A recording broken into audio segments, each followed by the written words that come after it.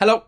So today I'm going to be talking about Gideon the Ninth by Tamsyn Muir. A sci-fi fantasy book that I believe was originally supposed to be part of a trilogy, but there is a fourth one coming. Now, I had never heard of this book, but a friend of mine was given it by a friend of hers who said it was absolutely brilliant, so I suggested to her, why don't we give it a read, a little bit of a buddy read, because I haven't done a buddy read since I did the book a long list, and I was kind of missing that chatting back and forth. The tagline for this book is lesbian necromancers in space. However, the lesbian aspect of this book is very, very small. It takes up very little. In fact, the word lesbian is never even mentioned in this book. It just so happens that Gideon, our protagonist, is gay. So what's this book about? We have these 9 planets, these 9 houses, and each of them serve one emperor, which they call God. Each house has its own particular flavour. So one house might be the bearer of all knowledge, another house might be very good at kind of war and have warriors, and another house is religious fanatics, and they all have their own little particular flavour. And then we have the 9th house, the house that our protagonist Gideon is from. Now, the 9th house was never supposed to be a house in the first place,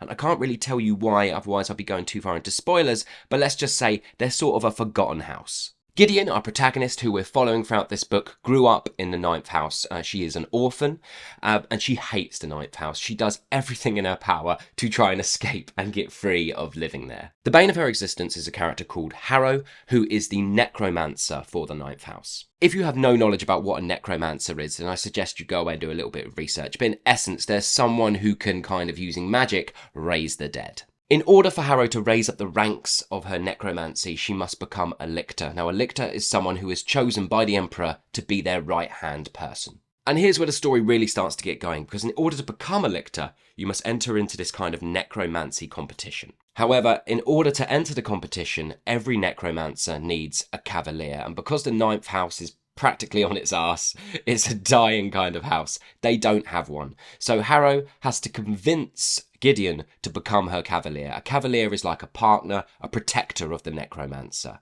And because Gideon is so hungry for freedom, that Harrow dangles freedom in front of her if she comes with her to the competition. So there we have Gideon pretending to be a cavalier, joining Harrow on this trip to Canaan House, where the competition will take place.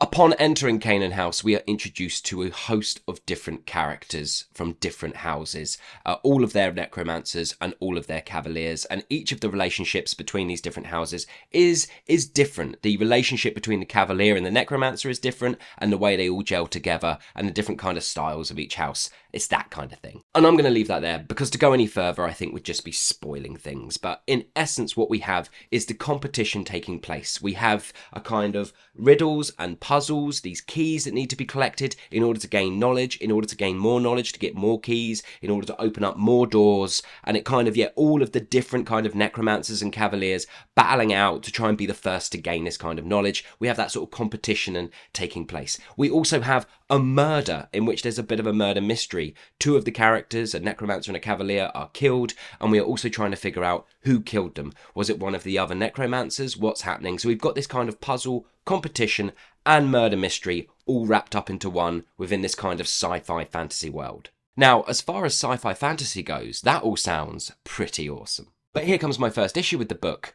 It is relentless. It hits the ground running and it does not stop. It is just constant. At the start, you are given so many names, so many uses of different terminology, and you just have to go with the flow or keep up with it. It just doesn't stop, and I found this really jarring and actually quite hard to engage with.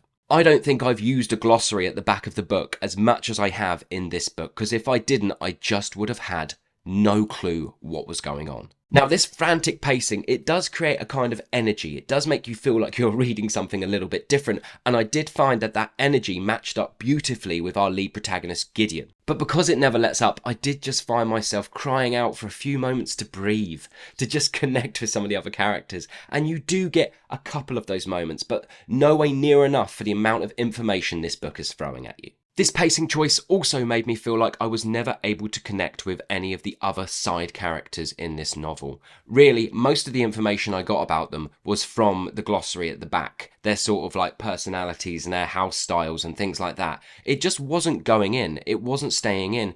We are just not given enough time with all the different houses, moments to sort of connect and figure out those relationships and their wants and their needs and their desires, to really care that much. So when the kind of murder mystery sort of aspect happened, I found myself nowhere near as invested as I could have been.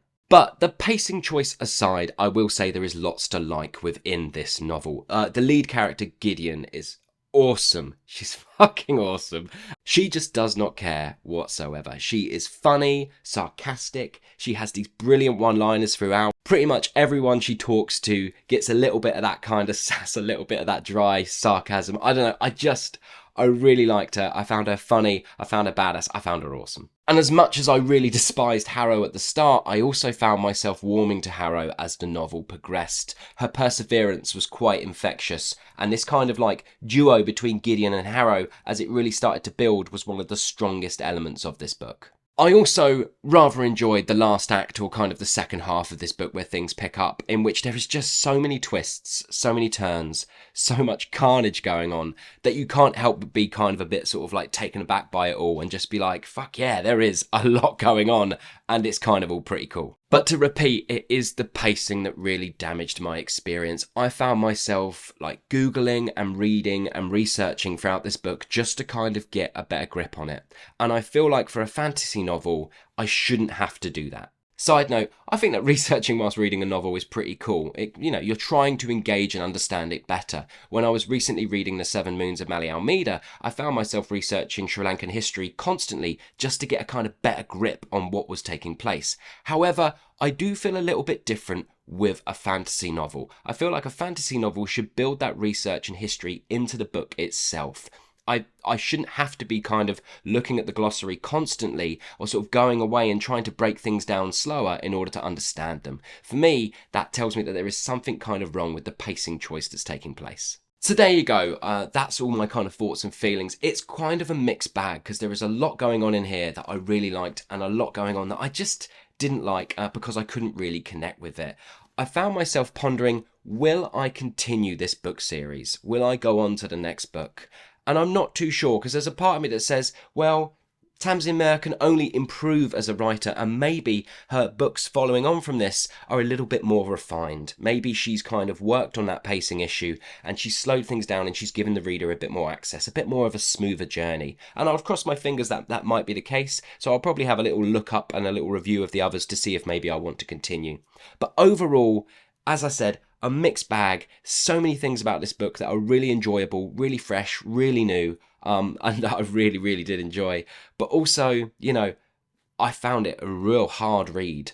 And that's not necessarily a bad thing, but it is in the case of this book for me. I just couldn't connect with everything that was going on because of the pacing choice. So I'm left thinking to myself, this is a 2.5 star to 3 star out of 5 read. The last act really saved this book for me. It really did. And I would say that if you are put off by the first half, then keep reading. It does get a lot better. Things do start to fall into place a little bit more. But overall, it is my research and Googling that kind of grounded this novel for me, not the novel in and of itself. So, I don't know.